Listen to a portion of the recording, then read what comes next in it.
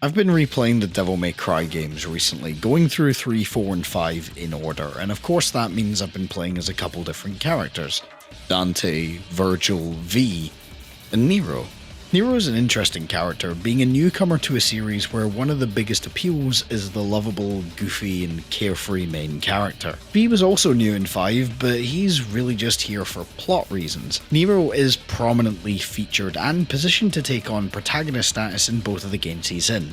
You play as him for the first half and final 2 missions of 4, and he's playable in around the same capacity in 5, despite there being 3 playable characters this time around. The creators clearly wanted this guy to become a staple of the series, like Dante, Devil Trigger, pause combos, and pizza. And as I've come back to these games and I've been examining them with a new lens, I realise that Nero might just be my favourite character in Devil May Cry. It's never easy being the newbie. When you have a character as beloved as Dante that the fans have a pre-established connection with, it's going to be hard to fill those shoes. DMC4 even seems aware of that. From the first mission, we are drip-fed little snippets of Dante, almost as if the game is begging us to stick around, dangling the carrot on the end of the stick instead of putting in more legwork to make Nero as compelling. The game uses the allure of playing as Dante as a crutch to keep old fans happy, rather than committing to the choice of protagonist they made in the concept stages of development. I think Nero in 4 got dealt an unfair hand. Being able to directly compare how he stacks up to the powerhouse Devil Hunter means that he never gets to step out of his shadow and let the light shine on what makes him just as interesting. Nero contrasts very well with Dante.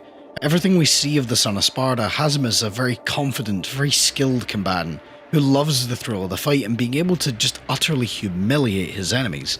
He takes joy in cracking jokes about some of the most powerful demons in the underworld, even as the young man we see in DMC3. Nero, by comparison, is a lot more abrasive and not as easily liked. You kinda have to get on board with his more rage-fueled personality and fighting style. If there's one key trait that defines Nero, it's a need to prove himself. Dante doesn't need to prove himself. He's assured enough that he can handle anything that life throws his way. Nero, on the other hand, is so caught up in trying to prove that he can handle things that he doesn't even stop to assess whether or not he actually can. I find this fascinating as a character flaw because it reflects how Capcom probably felt with his introduction. How the hell is he going to fill Dante's shoes? But I think their fear got the best of them because his debut title doesn't show him to his fullest potential. That only comes later in 5, a game that nearly didn't happen. Nero has a couple of other prominent character traits. He's quick to anger, overconfident in his own abilities, and holds those important to him very closely. 2 of these translate into a fighting style where it feels like Nero is always putting in 110%. And to play Nero effectively, the player has to as well. Let's take a little dive into that. When playing as Dante, you can play super reactive, switching weapons and styles on the fly, and there's not much you really need to think about in the background once you've learned how to pull off the moves you want. Eventually playing as Dante comes naturally and things just blend together. Meanwhile, when playing as Nero, you have to focus on a lot more things. Nero doesn't have any alternate weapons or styles. He has his sword Red Queen and his revolver Blue Rose. Both of these are fine weapons, and I seriously love the design of Red Queen, but when compared to how iconic Rebellion, Ebony and Ivory are, it's no competition. I would say I prefer to fight with Red Queen though, simply for the fact of how versatile it can be. All the combos you can pull off on the ground are fairly similar in effectiveness to Dante's moves. Where Red Queen shines though, is in aerial combat.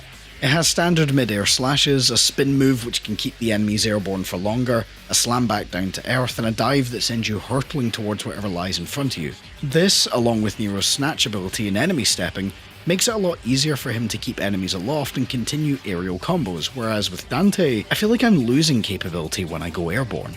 The other mechanic that makes Nero unique is Exceed. Nero has the ability to rev his sword, which when used in combination with his attacks will increase both his range and damage. This can be done before a fight to prepare for what's ahead, or can be timed after an attack lands to rev mid-combo. This timing is extremely tight, and the perfect version which fills the Exceed bar fully is even tighter. but with practice a player can eventually get it fairly consistent in order to add some extra power to their moves. Exceed can take certain moves like High Roller and turn them into devastating versions of the same idea. You can lunge forward into an enemy, or you can glide across the arena carried by your sword as you drive the enemy towards the wall. I really love the Exceed mechanic, but I won't lie, it can be really testing to get the timing down. It can also lead you into situations you weren't prepared for if you get a max act when you didn't expect to, and suddenly you and the enemy are in a completely different position than your initial plan. This is why Nero is so interesting, because while being in an unexpected situation because of your exceeded attack is a gameplay mechanic, it helps to build Nero's character through gameplay. He is so dedicated to putting in 110% to look like he's got everything on lock that he's willing to lose some control. Unlike Dante, who looks so cool because he's so in control. I love this as a dynamic. It makes it feel like there's more of a connection between character and player. As if Nero is saying to the player, okay, if I let you control what I do, you better make me look cool.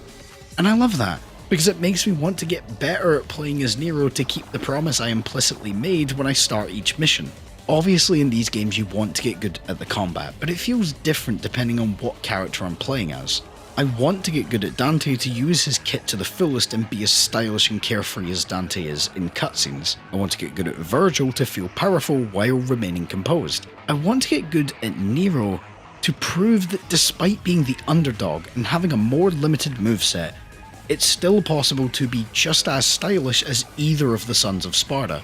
Remember when I said you need to put more work into playing Nero effectively? Obviously that includes getting good at combos and the Exceed mechanic, but it also extends to his firearm, Blue Rose. It's considerably weaker than any of the guns that Dante gets access to, and it's not as cool as Virgil's summon swords. Blue Rose, however, requires the player's constant attention, since the player can choose to charge it up to make it more powerful. This requires you to hold down the gun button while you fight and then letting it go once you have a full charge. Once you've charged up this shot, there's not much point in holding on to it, so you're better off just releasing it, regardless of what enemy is in front of you, and beginning to charge up the next shot.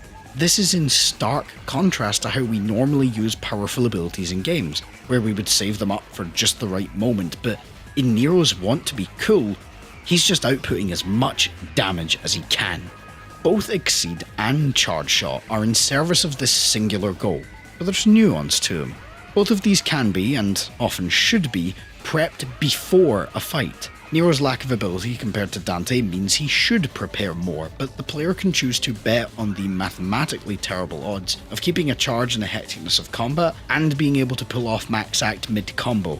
This tells us that Nero should prepare but often doesn't, because he's overconfident in his own abilities. I like that there's so much to do under the hood to look cool as Nero.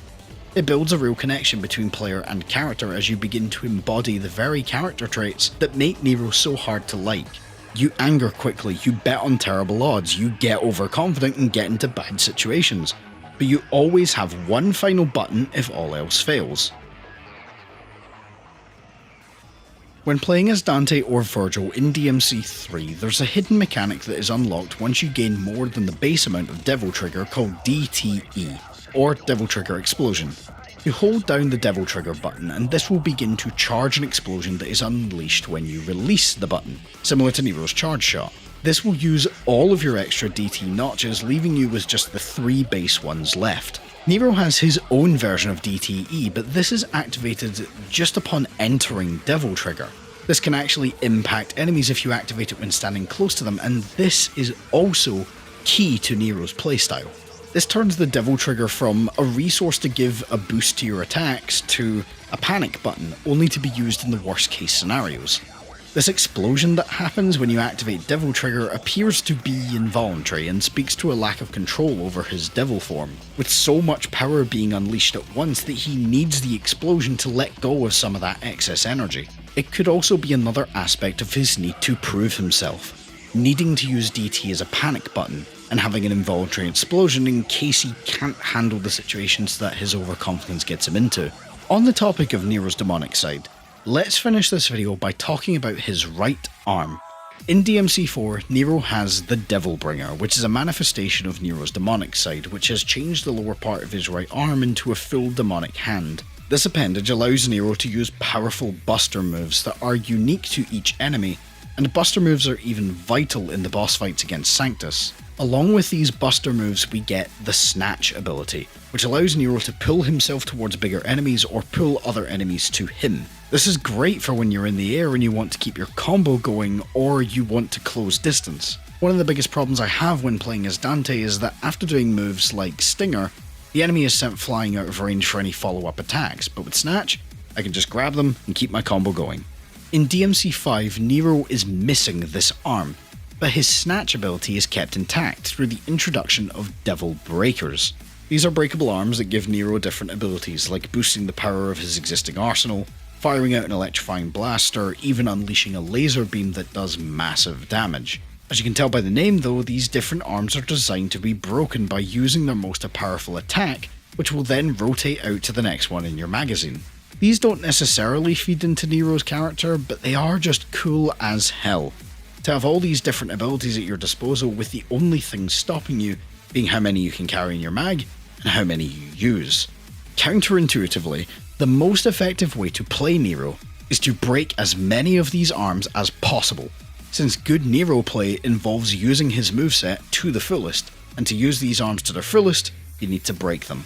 I just think that's really interesting, since normally a resource like this would be precious, but here you just destroy them willy-nilly.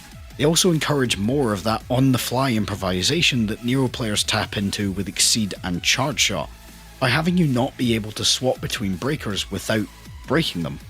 To move on to the next one in the list, a list you can't change the order of mid-mission, you need to destroy the one you are using, thus potentially leaving you in a situation where you may run out of breakers and thus lose a massive part of your moveset. Hopefully I've made my case for why Nero is my favourite character to play as in Devil May Cry. Through his unique gameplay mechanics that forces the player to put in 110% effort into looking stylish and keeping combos going, and his personality that creates a satisfying character arc across the 2 games he stars in. I didn't even go into the whole arc with him finally finding out who his family is and how he helps to resolve the conflict between Dante and Virgil through how his personality contrasts against Dante's aloofness and Virgil's uptightness, because that could be a whole separate video on its own. I know Nero gets a bad rap for his portrayal in DMC4, but it seems like he's more accepted by the fanbase now after 5. And if you still didn't like Nero, hopefully this video made you look at him in a new light and maybe see some depth in him that you might not have noticed before. Also, Devil Trigger is an absolute banger. Good night.